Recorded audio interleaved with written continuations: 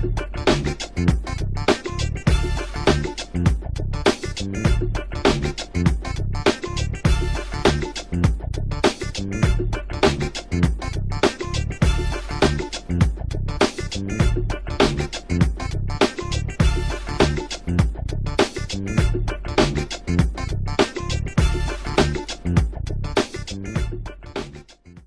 want to check out Roland Martin Unfiltered?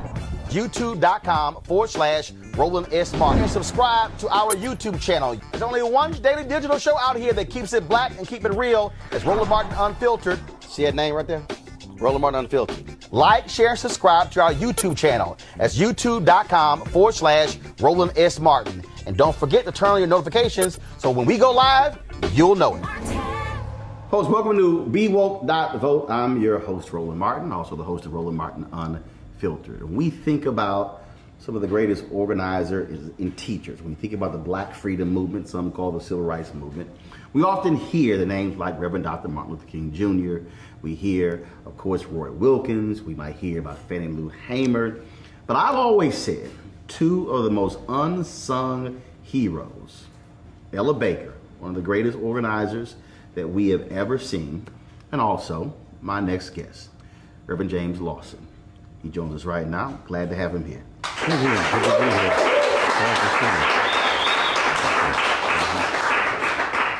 So I was having a conversation with Omar, who's working behind that wall right there.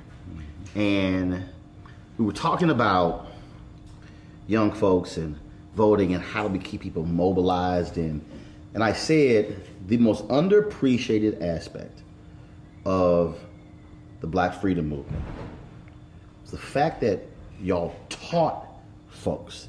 That was teaching, that was training. You didn't just wake up, go to a rally. No, that's right. You taught folks first. Yes, sir. We help people to interpret their history, not so much from the perspective of the conventional wisdom, but from the point of view of equality, justice, freedom, that they were human beings. They had the greatest gift of life, and that they had to cultivate that gift in every respect: heart, soul, mind, strength, capacity to be alive, and to be human, and to act together. So we mobilized many people. Congressman John Lewis is a consequence of that work that I began in 1958-59 in Nashville, Tennessee. We help people to prepare for the short-term direct action, nonviolent direct action, as that movement emerged. But we also help prepare people for the long run of their lives and for the quality of their lives. And of course, a significant part of that was the fact that as a human being, you can stay awake, you can be alive, you can love, you can serve, you can dissolve injustice in yourself and outside yourself, and you can keep at it with your neighbors and with other people. So that movement was the greatest movement America had from 1775, I'm going to say, to 1955 and beyond. The 1955 20th century rendition of it was the greatest movement in modern times. You call it, though, when I last talked to you, you have your own name for it. Other people call it the Civil Rights Movement. They might call it the Black Freedom Movement. Yeah. But you invoke Rosa Parks in it. Yes, I call the main energy of that period the Rosa Parks, Martin Luther King Jr. Nonviolent Movement of America. Or I call it the Rosa Parks, Martin King Campaign for Equality and Justice, rather than calling it the Civil Rights Movement. Why? Because in a society of male domination and chauvinism, in a society where there's been for 400 years so much sexism and racism, so much economic cruelty and oppression, the American people do not have choices. The conventional perspective of history excludes too much of the history of cruelty. James Baldwin spoke about the bloody catalog of our history. That bloody catalog is more influential today in many, many people than any other facet of American history. And it's blind, it is invisible, it's unseen, and therefore many people yield to it. The 53 million white women who voted for Trump in the last presidential election were yielding to those dark forces that are invisible, but are visible if we want to make them visible. Mm-hmm. And so our movement sought to make those forces visible so that we could see them, and then we could dissolve them. We could fight back, we could resist, we could create an alternative vision of what we can become. I've had people tell me, dude, why do you keep focusing on the teaching and the training? I interviewed Dorothy Cotton leading up to MLK 50. Mm-hmm. And it was her last sit-down interview before she passed away. Mm-hmm. And her job, she had the most important job at SCLC. That's right. And in her book, she writes about it. She said the people who wanted to come into the SCLC, they had to come into my classes. We had to assess where they were mentally. She said, take out all of that other stuff that was in their head. That's right. She said, reprogram their brains and then send them out. And when I see what Reverend Dr. William Barber is doing, every time he and I talk, he said, we're not having rallies, we're having trainings. We're having workshops. He said, we're teaching people because people don't quite understand what is required to actually create lasting change. In the first instance, they do not, I'll say it another way, in many cases, people growing up in the United States, birthed and raised here, do not understand that in the first instance, the gift of life is the greatest gift that we have. It is given to us. That's what the Declaration of Independence says. We hold these truths to be self-evident, that all are created equal, that all are endowed with the unalienable rights of life, liberty, among which are life, liberty, and the pursuit of happiness. Well, that's never taught. That's not in the conventional conversations that people engaged in around the country. In an election year like this year of 2018, that's not either in the surface or in the headlines. It's nowhere in the conversation, in the discussion of Supreme Court and the Supreme Court justice who was recently elected to it. So people don't know that that's the heart and foundation of how this country came to be. In that sense, we were very, very unique as a people.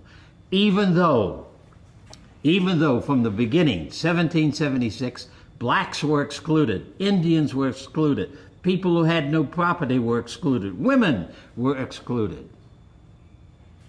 Because that whole idea was not an idea that this is our reality. That idea was we're going to create a country in which that ideal is the paramount feature of how we organize ourselves, economically and politically.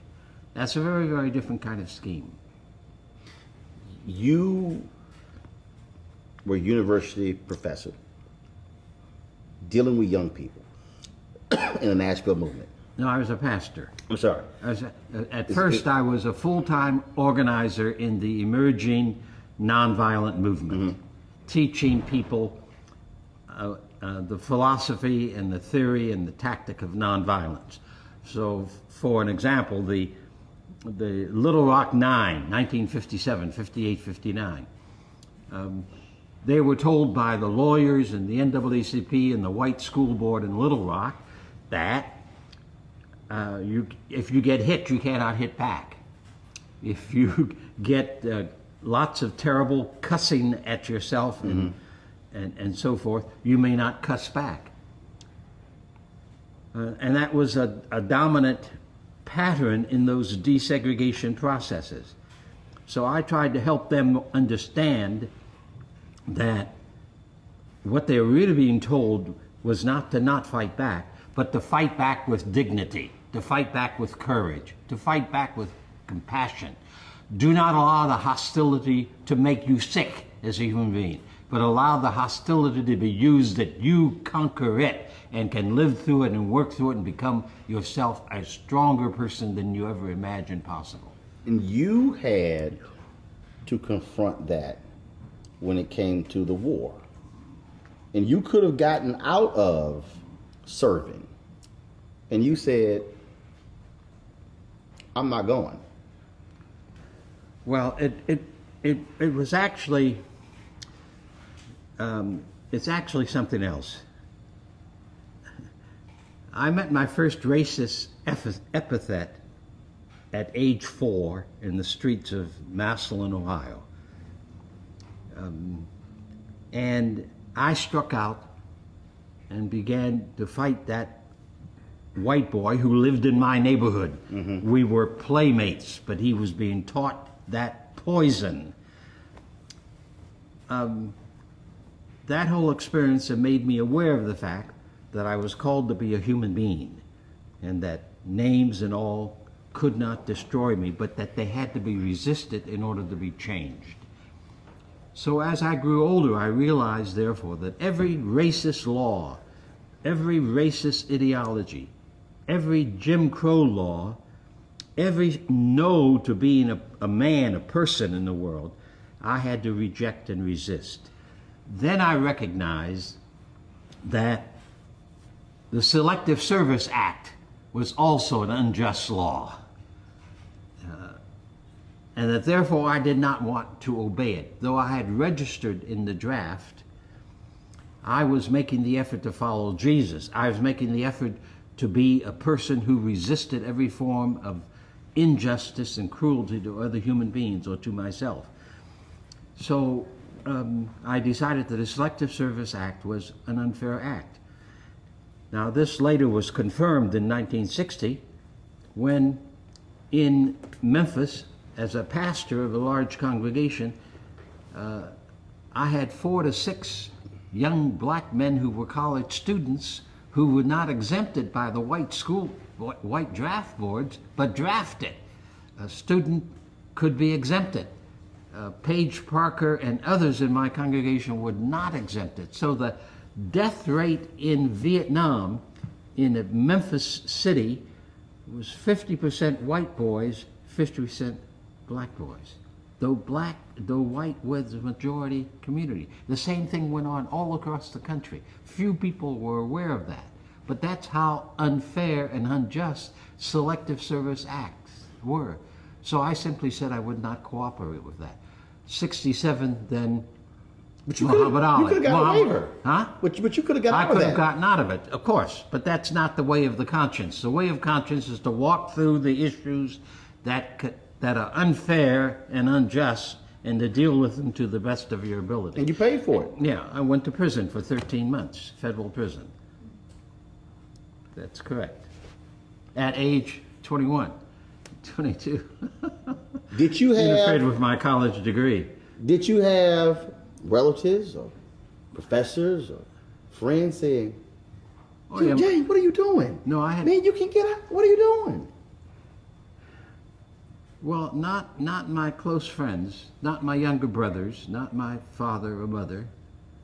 My family supported me thoroughly and firmly, and a number of friends in college also were in my camp and understood that it was in a way, this is what we're asking people to do in this election. You have to develop a conscience in which you know that voting and participating in resisting the wrong in your society is a part of the price you pay for the gift of life that you have received from the universe. That's part of the gift. And so you have to deal with that. And in the United States, we've made things so easy because we pretend we've been exceptional. We haven't had a hard struggle that the Indians didn't get decimated from maybe 11 million to less than 2 million in 200 years, or that we did not have endless wars with the Indian peoples across this nation. We've pretended all of that's hidden. But the reality is that that was invisible to some. And white political philosophers, and I also think white media people, white professors, leave that history out of the public mix so that many ordinary citizens do not know the price that has been paid by other people for them having the opportunities and access that we do have today.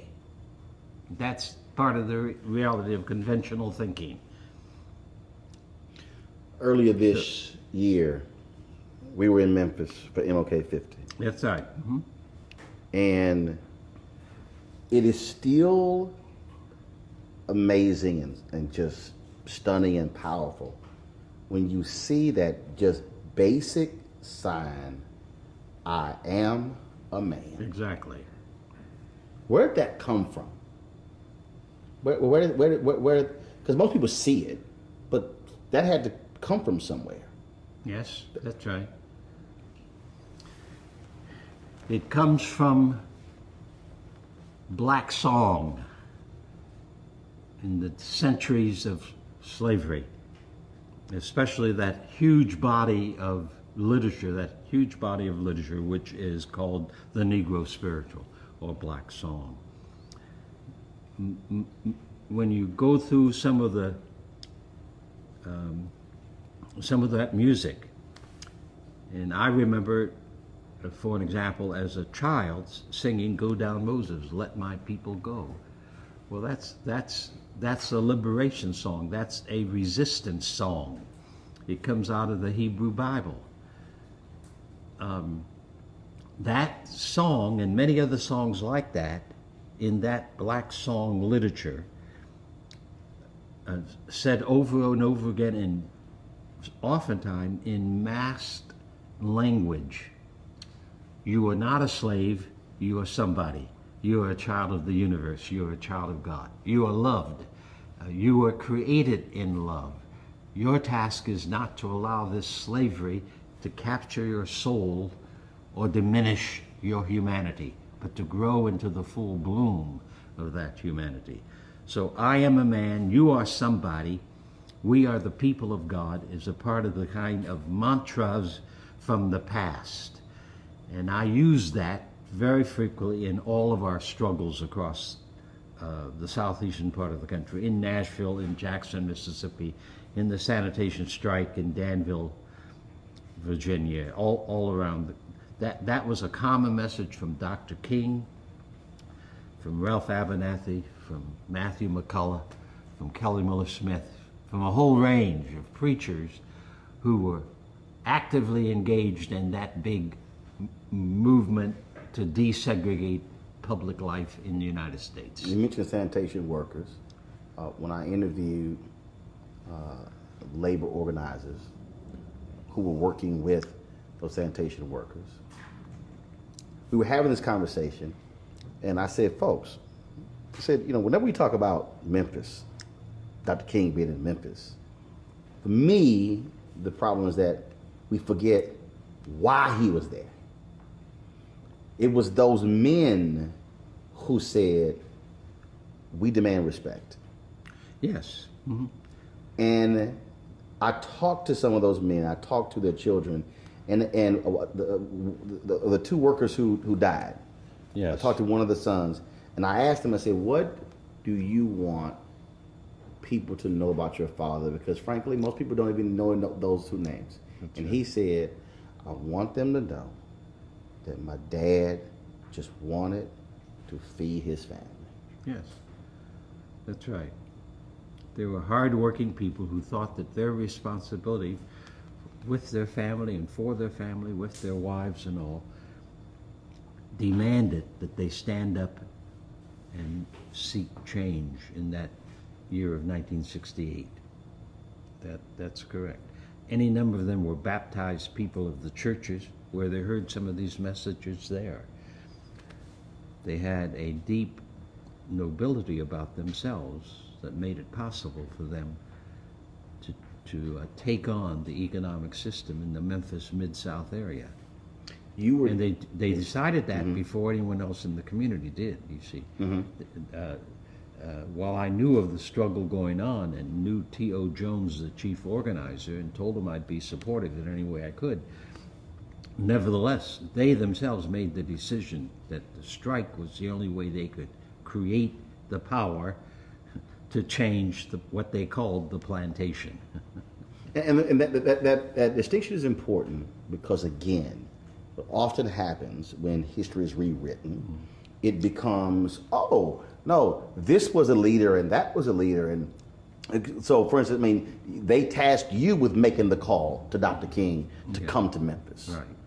But it was the men who said, we are doing this. Yeah, that's right. And I've been asked about, well, how does it feel that you invited Martin King? Well, Martin King and I were associates from 1955 on. And I went where he asked me to come all the time. That was a part of our work. He was a member of the movement. He was the symbol, in my judgment, of that movement. Mm-hmm. And he personified it because of the Montgomery bus boycott. So the phone calls I made, but the phone calls were made as a part of the strategies of the sanitation strike, as the mass meetings were a part of that strategy, as the daily picket marches that we did in downtown, as was the economic boycott, as the recruitment of young people to participate in afternoon marches. So all of that represents a part of the massive number of pieces of a movement. And then, of course, most of all, the people, the 1,300 workers, and the tens of thousands of us who supported them. So the issue for me is not conventional leadership, because it takes all of that for a movement that become a campaign that can forge the philosophy and the power that can push the envelope of injustice in the direction of justice. It cannot be done without the great numbers of people. And what you just described is, again, in Barbara Ransby's book on Ella Baker, where she and MLK differed. She argued that MLK believed that it was pulpit to pew. Baker said, no, it's pew to pulpit. She said, when you move the people and organize the people, she said, leadership will naturally follow. I thought that was an interesting, how that was framed in that particular book. But I want to say, white academy never understood the movement. And the tendency in the academy has been, and I teach still at UCLA, the academy's notion has always been to lift the differences. But the reality is that any kind of movement has the most vigorous kind of conversation and debate, oftentimes with even a lot of anger and fear in the midst of it. We were doing something we had never done before, and had never done before in this country. We were publicly, through direct action, challenging the hostility and the segregation signs, laws, and customs and attitudes. That had never been done before. So we were doing work that we did not know how to do, except we had a passion for the sense that this was cruelty and crude, and as Martin King, of course, also reminded us, it was contrary to the Declaration of Independence, it was contrary to the Constitution of the United States, so it had to be resisted. So some of the differences between maybe younger and older, irrelevant. Martin King was only 10 years older than Diane Nash, only 11 years older than John Lewis. Martin King and I was the same age, 5 years apart. So we were all young people in that movement, in my judgment. So SNCC and SCLC did not have that much difference. I was a founder of SNCC and a participant in the organization of SCLC and the development of SCLC. So those differences are how you hammer out a consensus, so that when the call is out that we strike, we strike. When the call is out that we have a mass meeting, we have a mass meeting. A movement takes a great deal of consensus, and you cannot reach consensus without oftentimes a long, hard process of conversation, debate, argument, bouncing human experience against human experience until we come up at the right place.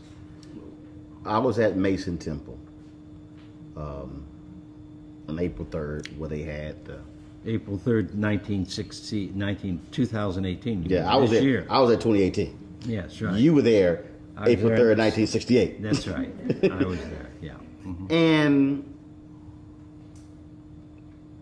for the folks who just don't know, I mean, I'm doing this purposely because and the reason I'm doing this is because you were there. And I need people to understand that how they heard these things and what's been framed it's been retold by people who weren't there. That night, I think when we last talked, you said that either did you drive Dr. King to the church or made the call to say, Doc, you need to get over here because they're not trying to hear Ralph Abernathy. Well, they want to hear you. We had been visiting in the motel room from around 5 o'clock on. I had agreed that I would take Martin King and Ralph Abernathy to the mass meeting at 7 o'clock. So I got there early enough so we could visit about everything that needed to be talked about. April the 3rd, by that time, it was a very stormy night. And my colleague, Martin King, was of the mind that no one would show up. And he's always fairly tired. His energy and passion for the work is what very often gave him the drive that he had. So he begged off going, and the three of us finally agreed that Ralph Abernathy and I would drive on to the Mason Temple, and that if we felt that King needed to come, we would call back, which is what happened. There were several thousand people there. Well, one of the interesting things about Memphis is that it was the first major campaign we had anywhere in the South where we had an auditorium that we could use that could seat 8,000 people. Sometimes, as in Birmingham and Nashville, we would have 4 or 5 meetings in 4 or 5 different churches, and some of us would make each church and maybe finish up at 1 o'clock in the morning. King did this all the time in our meetings. So here, the Church of God in Christ had this sizable temple that seated 8,000 people, and people standing would fill it to somewhere between 10,000, 12,000 people. So he expected it to be empty with all that rain, whereas we were in the midst of really a very remarkable struggle that had massive support from black people and a few people, white people of goodwill. And so we were there in large numbers. When Ralph and I got there, the church was already filling up, the temple was already filling up. And so as soon as we called King, he came on over there, because he was one of the reasons people were there, to hear him and to be with him. It drives me crazy when I only hear people play the last 2.5 minutes of that sermon. Of that speech, yeah. And I tell people, I say, yo, that's a 43-minute and 16-second amazing sermon, speech, lesson, lecture. Yeah, absolutely, sure. When you were sitting there, did you understand how major this was, just listening to it?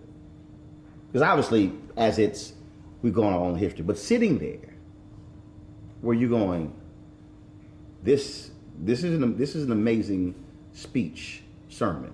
Yeah. Yes, it was one of his best, and I heard that, but I was also chair of the strategy and of the work. You were working? Yes, and so I kept getting phone calls and people coming up to the dais and saying, somebody insists that you have to come back here and talk. And so I finally left the dais and sat down at the bottom of the aisle of where the public phone was, so that I wouldn't have to keep running back and forth. The other thing that was operative was a storm, and this building had a tin roof, and so the rain was battering that roof, and the wind was blowing, and the rafters were bouncing against the tin. So you hear all of this, but in the midst of that, this sizable crowd of people are in harmony with one another. We know that we have a task to do and that we're in the middle of it. And in the midst of that, King is speaking. So it's an astonishing evening. I've never forgotten it. I sat on those steps in some degree of awe and amazement as I saw this space and this crowd of people. So the setting itself was rather extraordinary. April 4th. April 3rd. No, I got April 3rd. April 3rd, yeah. But April 4th. Yeah. None of us, of course, knew that the next day would be the assassination. Martin King always talked about the fact that he would be shot down in the streets of the nation in the midst of this campaign. He started talking to us about that actually with the assassination of John F. Kennedy in November of '63. Were it not for a promise you made to your wife, you probably would have been on that balcony. Well, who knows? Yeah. But y'all were meeting. Y'all have all those different. Well, as a family, we try to eat dinner together each night. So. And you told me, you said, yeah, I'll be home by 6. That's right. We agreed 6 o'clock dinner, and so I was on my way home. I was in the kitchen with Dorothy when we heard the news over a television set that Dr. King had been shot. At 6:01. Now I just left him, not too long before that. I was stunned when you said we immediately went back to work, that you did not really grieve until July. You said it was the work. That's right. Yes, that's right. Well, in the midst, like these terrible times in which we live, doing creative work on behalf of truth and justice, on behalf of people, on behalf of the wonder of life, on behalf of dissolving sexism and racism, doing work is one of the best ways for us to grieve. So I recognize that as a pastor, as a religious person. So yes, 9 o'clock Friday morning we marched, and I worked through the night to be sure that we were going to be there. We're trying to get folks not just to vote. Right, that's right. But to get them to understand that voting is a process. But what you must do after the election is over is that, so voting is the end of one process, then after the election is the beginning of another process. Voting is but one tactic that comes ever so often. In between, we have to be people deeply engaged in being informed about what our situation is, what the situation of our neighbors is, be concerned for racism, for economic injustice, for working families. So if we stay informed in a daily way, in our own neighborhood, in our own family, and around the community, then the voting becomes a major step that we're more than eager to go ahead and do it well.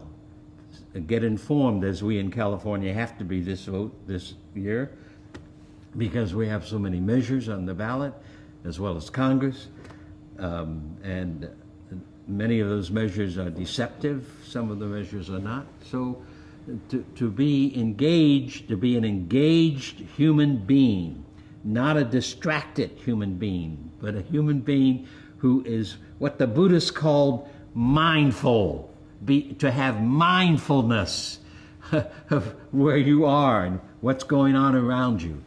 This is one of our major problems. We have a Congress that almost is unaware of the plight of 325 million people in this country. They do not know us. When the Me Too movement explodes, those 11 senators in the Judiciary Committee in the Senate and Congress, they hadn't the slightest idea what this was about.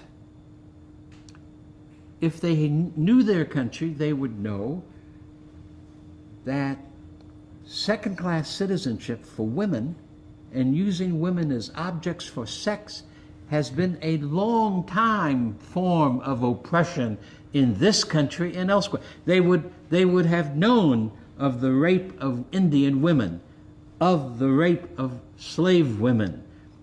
They would know that this was a part of the instrumentality of cruelty that our own country practiced in various ways. So they would know that they would have known behind the scenes, the Dr. Ford's story is but one story of millions and millions of people all across our country.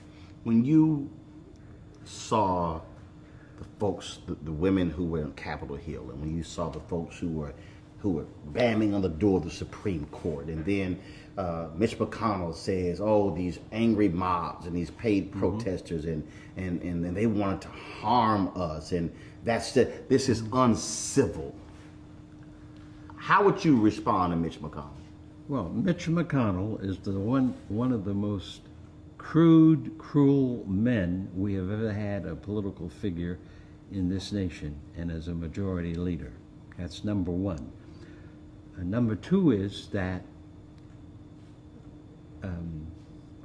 what the media calls the protests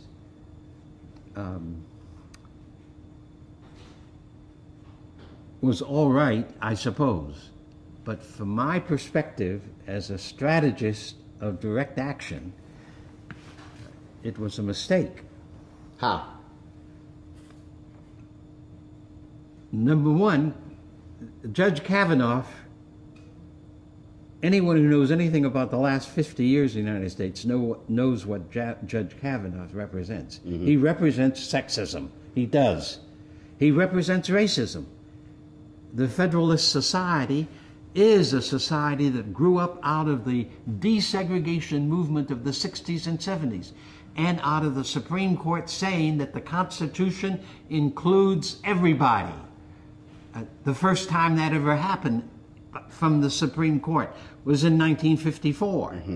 So Kavanaugh represents that element of white lawyers, some of them evangelical, but much more of them people of power who want to wield domination and control. He represents that whole strain of people who decided that the Supreme Court is too activist. It has to go back and interpret the Constitution as in 1896 or as in 1849. It has to continue to be a Supreme Court that sees the Constitution but doesn't see all the people in the country. That's what he represents, and that's what other people on that Supreme Court today represent. That's a part of the movement of the so-called conservatism, which is not conservatism in the classical sense at all, but is the group that wants to preserve American society as a male-dominated, largely white male chauvinistic society with economic injustice extending to millions and millions of people. When you said as a strategist, you thought they made a mistake. Yes, because, number one, it should have been an inclusive movement. The picture should not have been primarily of women. Black people should have been mobilized in that effort. They should not have worked by themselves. They should have worked with black community groups. They should have worked with Hispanic community groups. They should have worked with male groups. They should have worked with GLBT groups. So there was a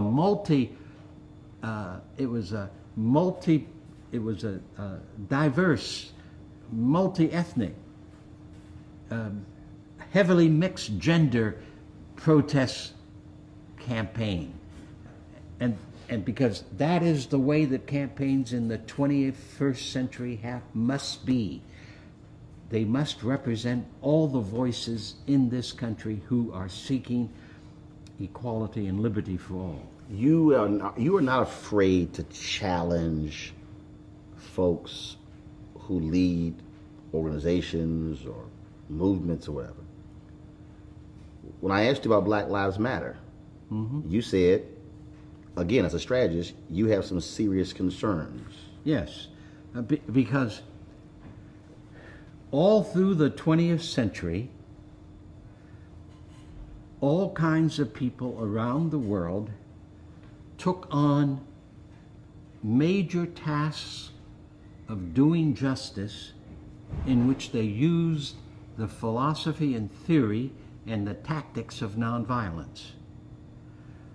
Gandhi of India is the person who in 1906, as he fought against the Boer Empire and the British Empire in South Africa, tried to begin to pull this together and began to use the term nonviolence, soul force, began to use the term love force. He's the one who defined nonviolence as the use of the power of love and compassion in practical ways so that it demonstrates power to move power away from its crude elements and to move power towards community, to move power towards the use of feeding the hungry, of dissolving racism and segregation and the like. So Gandhi can be called the father of nonviolence. He in his autobiography, Gandhi insists that he's worked on this for some 50 years. He collected strikes. He participated in strikes. He participated in sit-in campaigns. He participated in campaigns to help sharecroppers in India. He fought the racism of the British Empire in South Africa and elsewhere. So activists who do not know that literature and are not paying attention to it, therefore do not have the arsenal of behavior that can move power. Sit-in campaign, Nashville, Tennessee, 1959-60. It was a group of community people who decided, and it was unheard of in the United States, we are going to desegregate downtown Nashville. That had not even been talked about.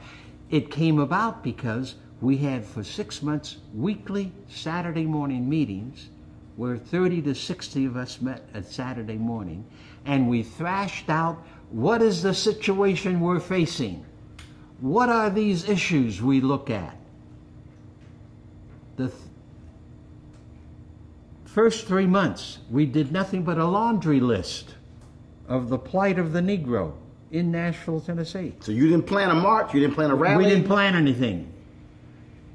Then the next 3 months, April, May, June, we thrashed out the laundry list and said, where do we begin to demonstrate that Montgomery bus boycott was not an accident, it's an agency of history, and it can be repeated.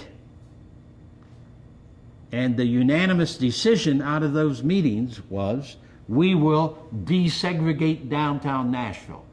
You can search the periodicals and the publications and the congressional reports, NAACP studies. You will not find that any group of people anywhere in the country at that moment had said, we're going to pull those white colored signs down. There will be no more signs. No dirty Jew. No dirty wop. No wetback. No chink. No Jap. No colored. No Negro. White only. Those signs are going to come down. That was a part of the task. This is a period of history that did not begin to end until 1960s. Understand that. That group in Nashville, I'm astonished that we came to that consensus.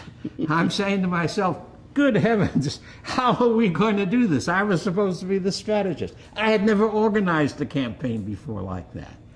Though I had studied studied Gandhi and nonviolence around the world for some 10 years, lived in India for 3 years and followed Gandhi. Though he was dead, I followed his people in India. I will never forget the experience when that decision was made in June, my saying to myself, what have we done?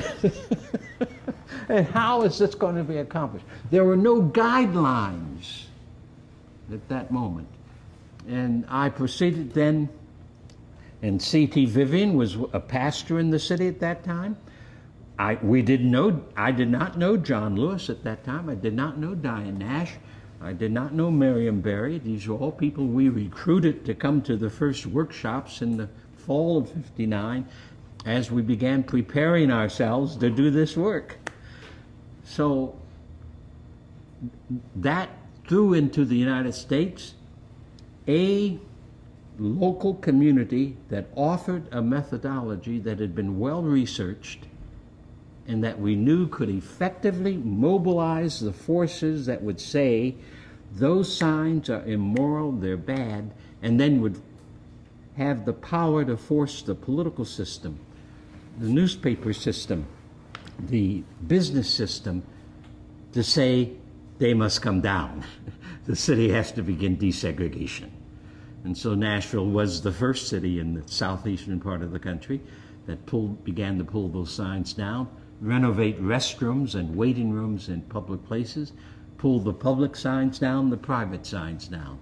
And of course then the 1964 Civil Rights Bill, which the Kennedy administration, the Johnson administration, with a lot of Republicans and Democrats supporting it, then outlawed a private or a public institution having such signs anywhere around the premises, or being able to say certain people of the USA can't come in here to have a hot dog or a Coke. So now it became law in '64. But it is Nashville that moved the people in such a fashion that we represented a power that could not be smothered and a power that could not be denied its right to demand that a little bit of justice begin. So what do you tell somebody today? What do you tell that young person who's watching, that person who was in the 20s or 30s, who says, okay, Reverend Lawson, that's great, I hear you, but everything you're talking about, that can't be used today. That won't work today. This is a whole different world. Everything that you've done, I appreciate it, but it can't work in the 21st century. First of all, such a young person represents the United States of America and its conventional culture. That's what I've heard all my life, in the 40s, in the 50s, in the 60s, in the 70s, and today.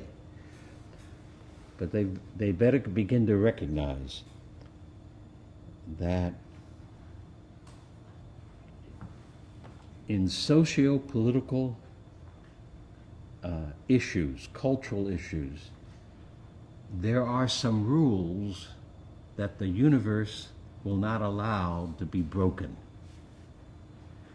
For an example, an ancient wisdom has said this. Jesus said you cannot get grapes out of a thistle bush. Jesus of Nazareth, without all the Christian dogma that gets in the way of the teacher and what the person did in his own time, you can't get grapes out of a thistle bush. You cannot get figs out of a thorn bush. You have to get grapes out of a grapevine. The same is true in terms of the principles of political struggle, social struggle. You cannot overcome the forces of Trumpism by imitating Trumpism in language or in behavior or in vision. You cannot do eye for an eye and a tooth for tooth with Trump and expect you're going to get rid of him. I think the voices that say, you know, this election is going to do it, are nonsense. The forces of wickedness that Trump produced, are now on the rise in Europe as well as in the United States. Mm-hmm. So we should not be surprised if Trump is maybe only the first president of this caliber, of this kind of meanness, of this kind of power hungriness. It could happen, and I do not see national political voices who recognize the simple fact Trump can only be defeated by a vision and a movement that does not act like Trump, but acts like people who know that they are alive and that love and truth are the ways that we best exemplify our humanity and the gift of life. There is no difference. And this is what greatly troubles me, because I listen to certain commentaries. I read the New York Times, the Los Angeles Times. I read a number of different magazines all the time, a practice that I started in 1942. And I recognize that the voices that will allow we, the people of the USA, not to lose our struggle for truth and beauty, are not there at this moment. You just turned 90. I just turned 90.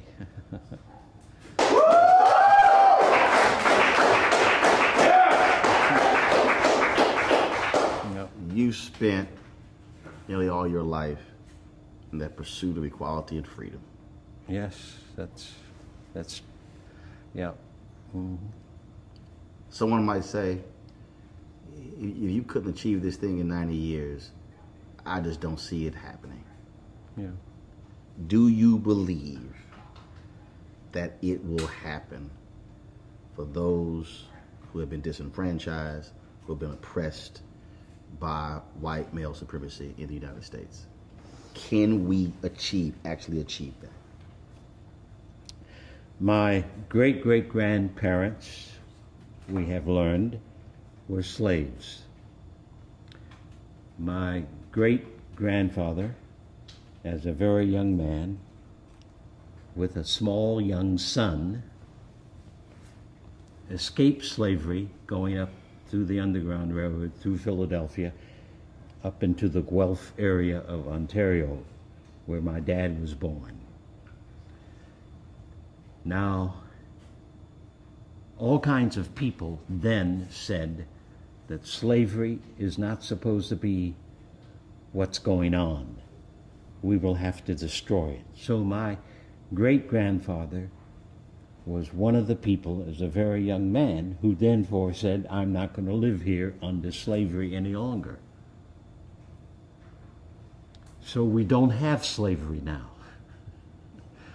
Now, I have to admit that there's some forms of slavery in other names in the United States. The people who work 60 and 80 hours a day and then have a hard time keeping food on their table, a shelter over their head, or caring for their children and transportation is of course, another form of slavery, though it's not called that. The point I'm making is that we're at this mark in our history because the changes to become a nation under God, where in fact justice and access for every baby is birthed, is underway. And Jeff Sessions, the Attorney General, represents the old order who would like to turn the clock back. But the clock is not going to be turned back. There may be great agony along the way between now and then, but the American people already have indicated that they don't want to go back to segregation. That especially young people today, and if we could get young people to follow the example of Gandhi or Rosa Parks and to strategize their behavior. America says you must do something. Well, doing something that doesn't work is the same as doing nothing.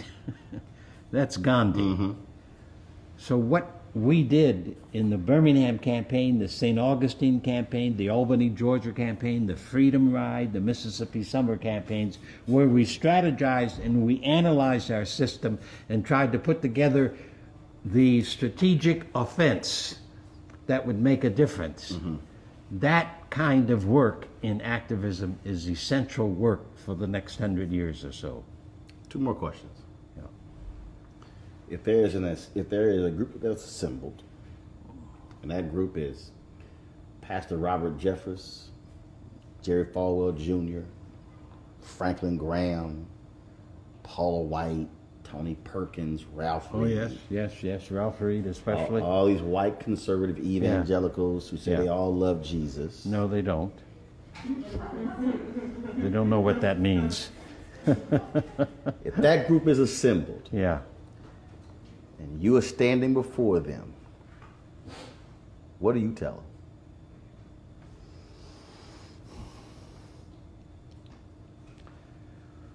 Well, my own idea is that it would be better for me to show them than to tell them. Show them what?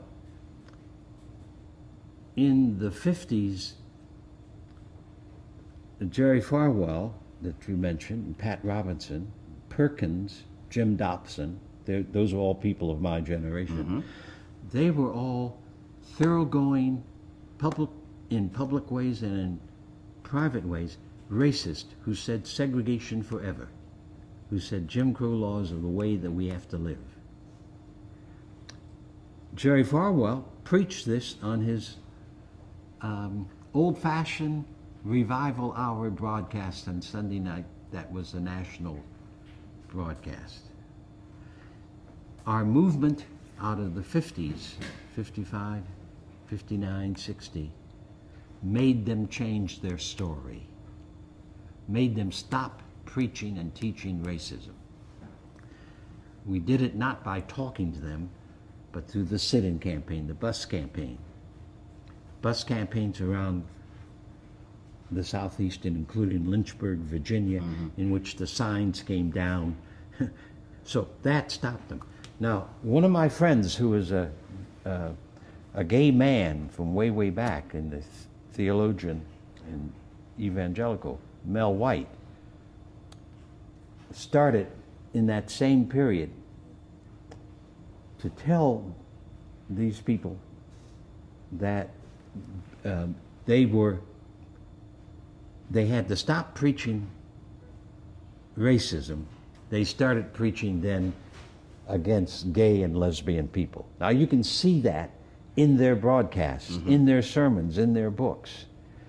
So they were people who did not have the self-esteem that came up out of their very souls, out of their beings, out of their bones. They had the self-esteem that said, I'm superior than you are. I'm a man, and therefore, woman, you're submissive.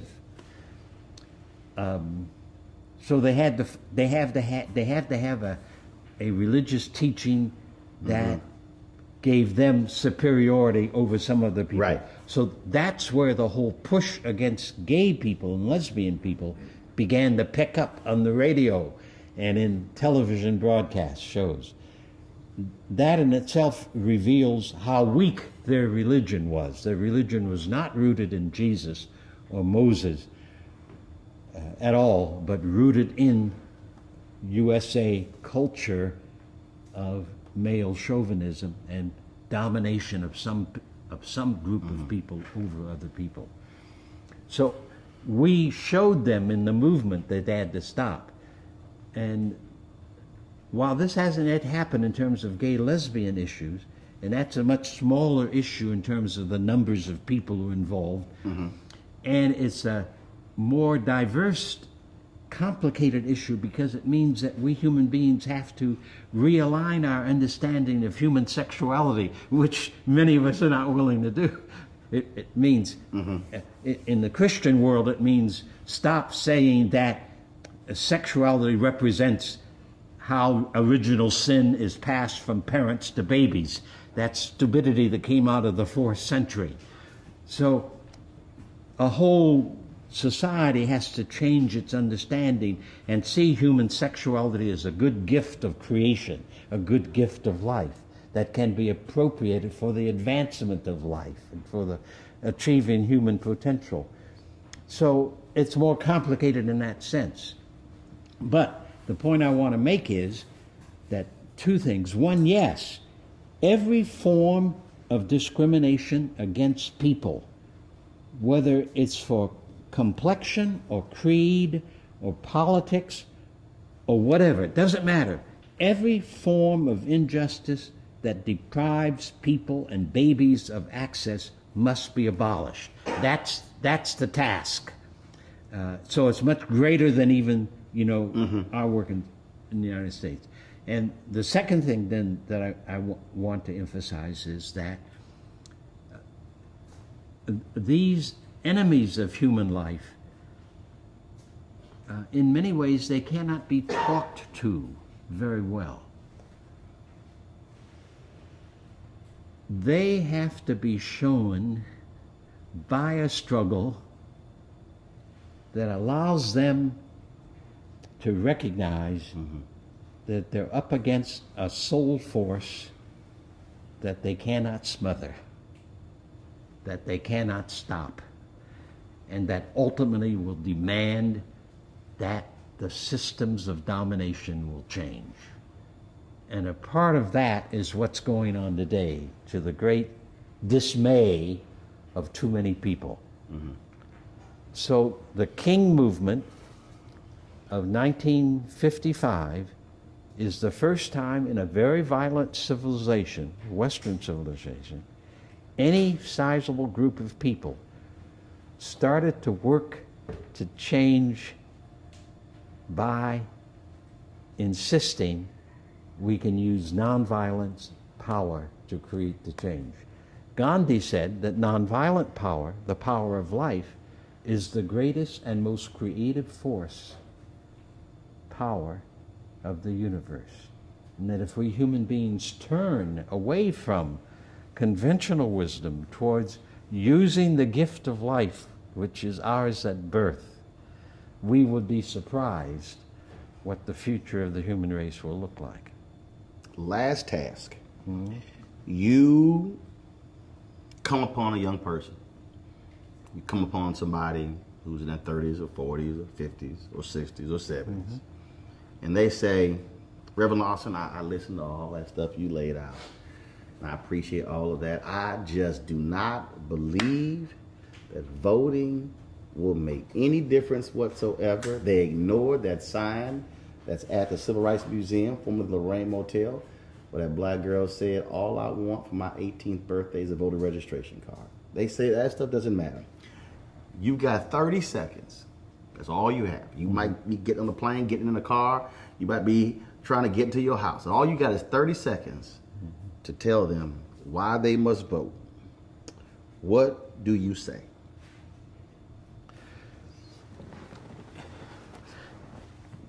All right, I'm not sure I can handle that issue, but... A little hard for a preacher to have 30 seconds, huh?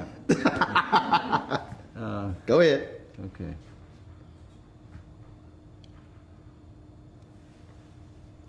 You cannot fulfill your life if you're not willing to engage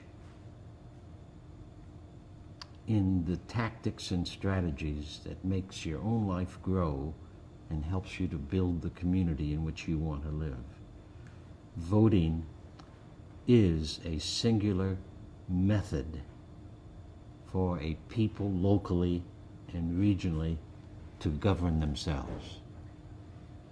28 seconds. Okay. Reverend Lawson, I appreciate it. Okay. Thanks a bunch.